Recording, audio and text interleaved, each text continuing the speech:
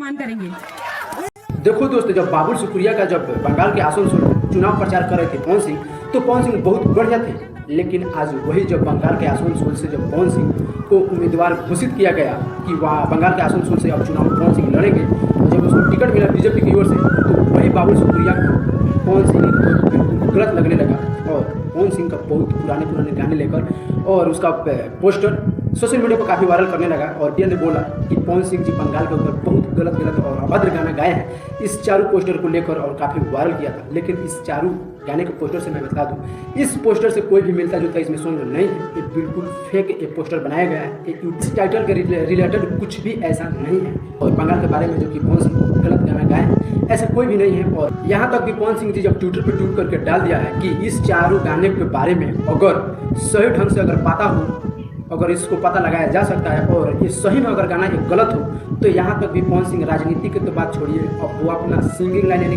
गायकी लाइन भी वो अपना समाप्त करने पर उतर गए हैं और ऐसा करके ट्विटर पे ट्वीट करके डाल दिया है। आप लोग को क्या लगता है, ये सब चारों गाने सही में पवन सिंह जी बंगाल के ऊपर गलत गाना गाए हैं? कमेंट बॉक्स में जरूर बताइएगा।